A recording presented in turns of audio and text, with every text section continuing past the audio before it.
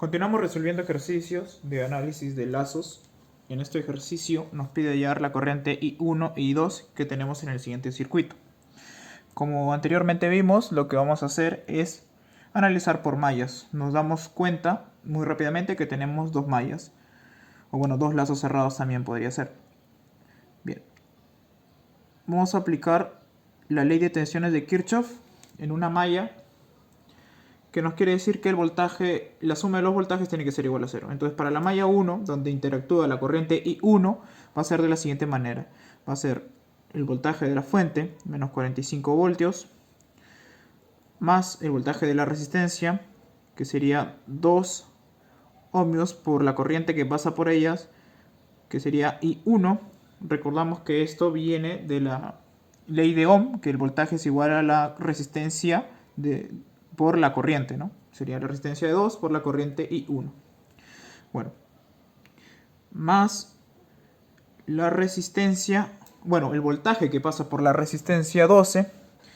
Aquí hay que tener cuidado, como ya mencioné en el anterior ejercicio. Lo que vamos a hacer es analizar en qué sentido están participando las corrientes, porque en esta resistencia tenemos dos corrientes que están interactuando. La corriente I1 que viene por este lado y la corriente I2 que va a ingresar a la resistencia por este otro lado. Como podemos apreciar, las corrientes están en sentidos opuestos, por lo tanto sería una diferencia. Y como tomamos a la corriente I1 como el sentido positivo para la malla 1, entonces sería I1 menos I2. Bien. Más la resistencia de 4 ohmios. Bueno, mejor dicho, el voltaje que pasa por la resistencia de 4 ohmios, que sería 4 por I1. Y ya tenemos la malla 1. Todo esto tiene que ser igual a ¿cuánto? Tiene que ser igual a 0. Ya tenemos la malla 1. Resolviendo esta malla, lo que nos va a dar al final es lo siguiente, ¿no? Va a ser 15 voltios, va a ser igual a... Perdón, resolviendo esta ecuación nos va a dar lo siguiente. 15 es igual a 6i1 menos 4i2. Ya tenemos esa parte, la primera parte. Ahora vamos a resolver para la malla 2. Para la malla 2. Bien.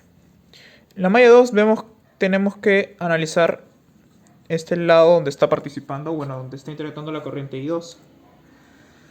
Entonces tenemos lo siguiente, sería nuevamente la resistencia de 12 ohmios multiplicado por la corriente que pasa por esta resistencia, que sería en este caso I2 menos I1. La idea es la misma, pero hay que tener en cuenta que en este caso estamos usando la corriente I2 como la dirección positiva para la malla 2. Entonces es por eso que la resta es de I2 menos la corriente I1, más el voltaje que pasa por la resistencia de 9 ohms, que sería 9 por I2, más el voltaje de la fuente, que es 30 voltios, más 3i2. Todo esto es igual a 0. Ahí se ve mejor. Todo esto es igual a 0. Resolvemos esta malla y vamos a tener lo siguiente. Nos va a quedar que 10 es igual a 4i1 menos 8i2. Entonces ya lo que tenemos acá, tenemos dos ecuaciones. La primera ecuación y la segunda ecuación. Entonces tenemos dos ecuaciones con dos variables y solo sería un simple sistema de ecuaciones. 15 es igual a 6i1, esa es la primera, menos 4i2, esa es la primera ecuación que nos queda. Y tenemos que 10 es igual a 4i1 menos 8i2. Entonces ya tenemos eso, ¿no? Lo que haríamos sería simplemente resolver este sistema de ecuaciones. Y al resolver este sistema de ecuaciones, lo que nos va a quedar al final es lo siguiente, ¿no? Vamos a hallar el valor de I1, que nos da una corriente de 2,5 amperios. Y para I2 va a ser igual a 0 amperios. Y ya estaría. Ese sería el resultado. Bueno, resolver este sistema de ecuaciones es algo que nos va directamente con el curso. Y bueno, estas serían las dos respuestas, ¿no? Eso ya lo dejo a su criterio, ustedes lo resuelven con calma, pero el resultado nos va a dar de las dos corrientes es esto, ¿no? De I1 igual a 2 amperios, 2.5 amperios y I2 es igual a 0.